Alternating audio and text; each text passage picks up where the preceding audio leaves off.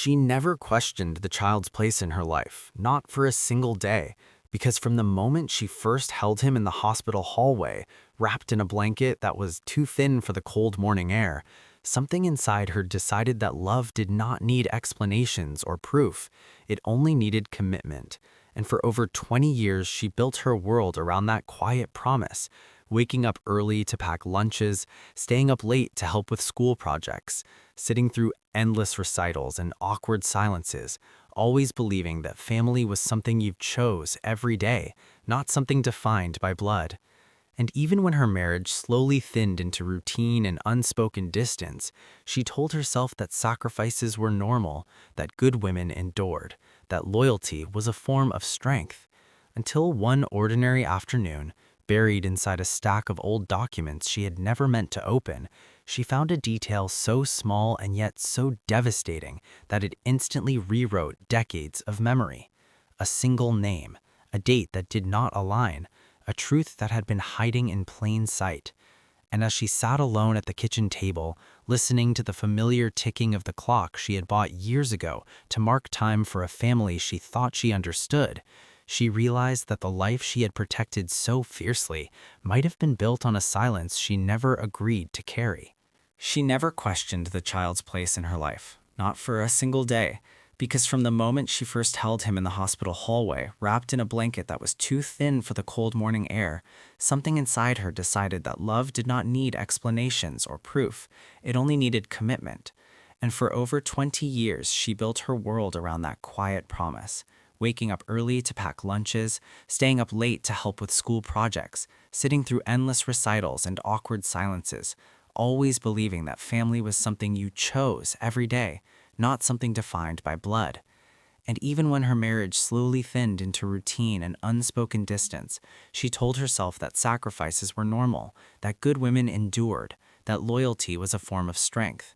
Until one ordinary afternoon, buried inside a stack of old documents she had never meant to open, she found a detail so small and yet so devastating that it instantly rewrote decades of memory.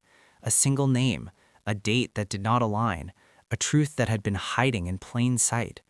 And as she sat alone at the kitchen table, listening to the familiar ticking of the clock she had bought years ago to mark time for a family she thought she understood, she realized that the life she had protected so fiercely might have been built on a silence she never agreed to carry.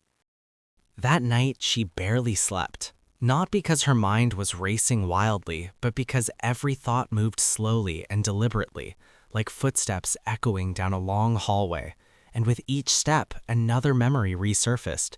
Moments she had once defended, excuses she had made for him without being asked, times she blamed herself for distance she could never explain. And lying there in the darkness, she realized how deeply she had internalized responsibility for things that were never hers to carry, how easily love had trained her to doubt her own intuition.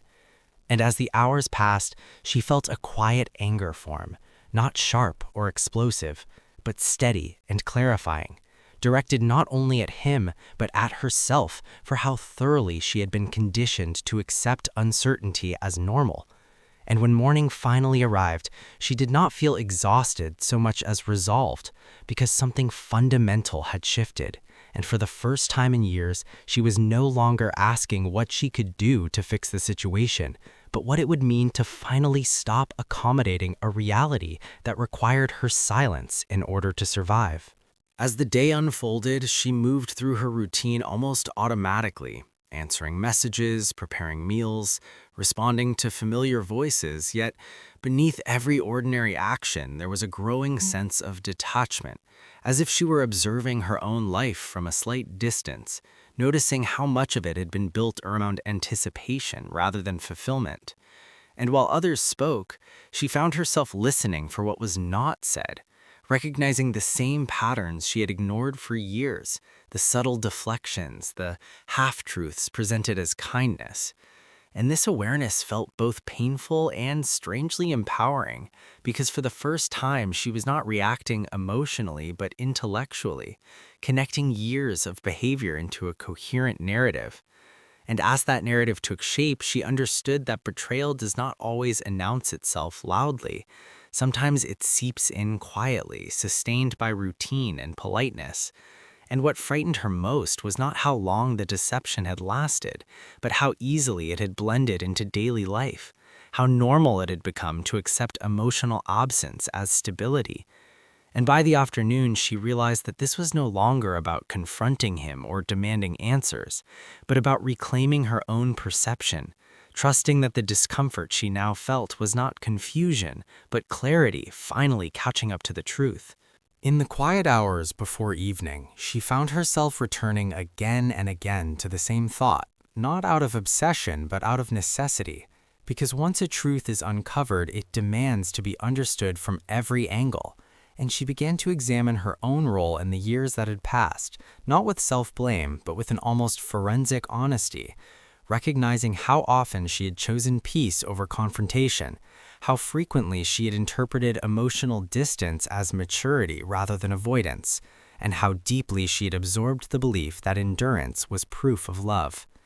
And as these realizations accumulated, they did not crush her.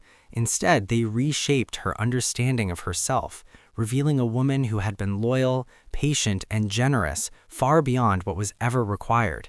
And this recognition brought an unexpected grief, not for the relationship itself, but for the version of herself that had been quietly diminished by constant compromise. And as dusk settled outside and the familiar house filled with shadows, she understood that the coming confrontation was no longer about uncovering facts, because the facts were already clear. It was about whether she would finally allow herself to speak with the same honesty she had always offered everyone else, even if doing so meant dismantling the life she had spent years holding together. That evening, as the house settled into its familiar stillness, she became acutely aware of how silence had shaped her life, not as absence of sound, but as a constant negotiation, a habit of swallowing questions before they formed, of smoothing tension before it could surface. And sitting alone, she traced how often she had mistaken this silence for harmony, believing that love meant restraint, that stability required self-erasure. And the more she reflected, the clearer it became that the betrayal was not a single act hidden in the past, but a pattern sustained by years of avoidance, by conversations that never happened, and truths postponed indefinitely. And this realization carried a strange calm with it, because patterns can be named, and once named, they lose their power to confuse. And for the first time, she allowed herself to imagine a future not defined by preservation, but by intention, one where her thoughts were not edited for comfort and her needs were not negotiated away. And as she prepared for sleep, she felt a steady resolve replace uncertainty, understanding that the most difficult part was no longer discovering the truth, but accepting that she deserved a life where honesty was not a risk, but a foundation, even if choosing that life required her to walk away from everything she once believed she was protecting. The following day unfolded with an unusual clarity, as if her senses had sharpened overnight, and she began to notice details she had previously overlooked. The way conversations repeated the same emotional patterns, the way promises were framed vaguely enough to avoid accountability. And as she moved through familiar spaces, she recognized how deeply she had adopted herself to fit a narrative that required her flexibility, but not her fulfillment.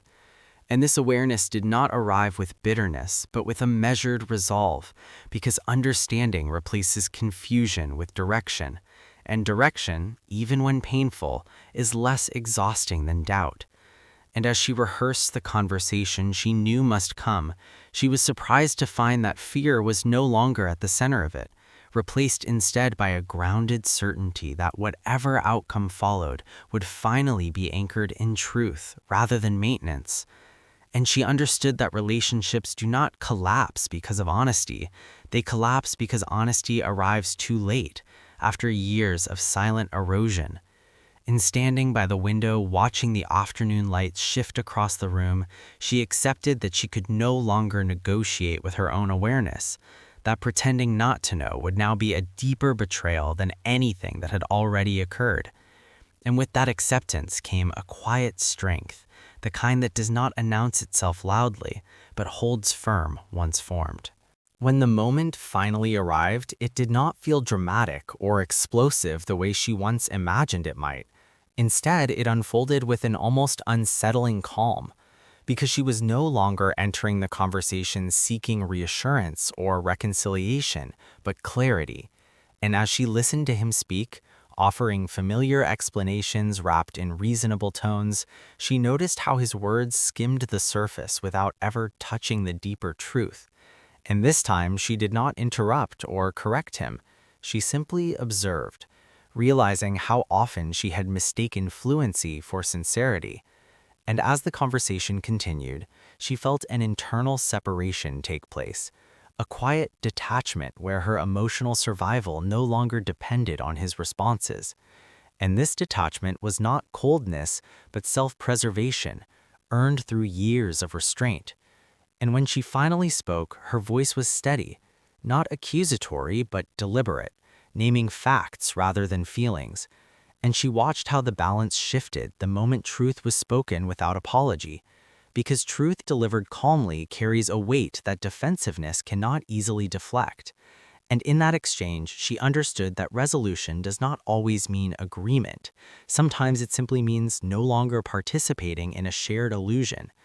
And as the conversation ended, she felt neither relief nor devastation, only the grounded awareness that something irreversible had occurred. Not the end of a relationship, but the end of her silence. And that ending, however painful, felt unmistakably like the beginning of something honest. In the days that followed, she noticed how the emotional landscape of the house had subtly but unmistakably changed. Not because arguments erupted or doors were slammed, but because pretense had quietly withdrawn from the space. And this absence felt unfamiliar at first, almost uncomfortable, as if the air itself had lost a layer of insulation. And she found herself becoming more aware of her own reactions, how often she paused before speaking out of habit rather than fear, how frequently she weighed her words even when no one was asking her to. And this awareness revealed just how deeply conditioned she had been to maintain equilibrium at her own expense. And as conversations unfolded, she observed his attempts to return things to normal, gestures of routine offered as reassurance, explanations framed as closure. Yet none of it landed the way it once would have, because normal no longer felt safe. It felt unfinished.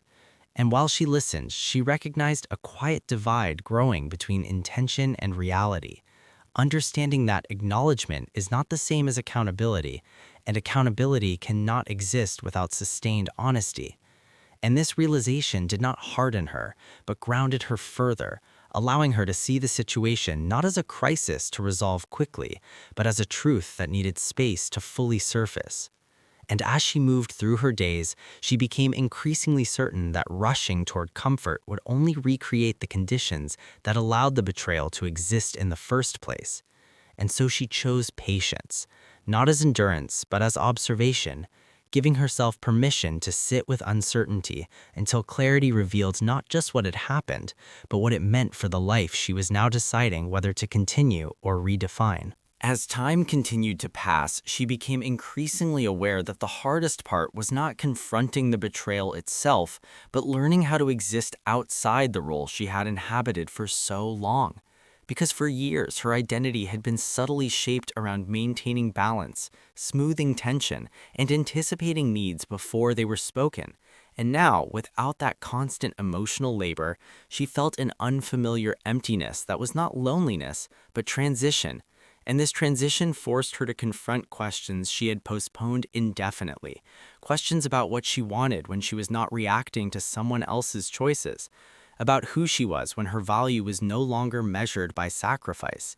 And as she reflected, she realized how rarely she had allowed herself to imagine a future defined by her own curiosity or desire. And this realization was both unsettling and quietly liberating, because it exposed how much of her life had been structured around containment rather than expansion. And while uncertainty still lingered, it no longer felt paralyzing. Instead, it felt like an open space waiting to be shaped deliberately. And as she observed him navigating this new dynamic, attempting to reclaim familiarity through consistency and patience, she understood that time alone could not repair what avoidance had eroded, that rebuilding trust would require a depth of honesty that could not be negotiated or rushed. And this understanding anchored her further in the present, allowing her to move forward without urgency, knowing that clarity does not demand immediate decisions, only sustained truth, and that for the first time in years, she was not asking herself how to preserve the life she had, but whether that life still aligned with the woman she was finally allowing herself to become. In the end, she understood that no single conversation or decision could neatly conclude what had taken years to unravel. And instead of seeking a definitive ending, she chose something quieter and more enduring, the commitment to remain honest with herself even when certainty was uncomfortable. And as she reflected on everything that had unfolded, she no longer framed her story in terms of loss or betrayal alone, but as a long education in self-awareness, one that had finally reached its most important lesson, that love should not require the erasure of self. And while the future remained unwritten, it no longer felt threatening because it was no longer shaped by denial or habit. And as she stepped forward, she carried with her not bitterness or regret, but a grounded respect for her own resilience, understanding that healing would be gradual and uneven, but also authentic. And not authenticity, practiced daily rather than promised abstractly, would become the foundation of whatever life she chose to build next. And in that choice, she found a quiet confidence, not because everything was resolved, but because she finally trusted herself to face whatever remained with clarity, dignity, and truth.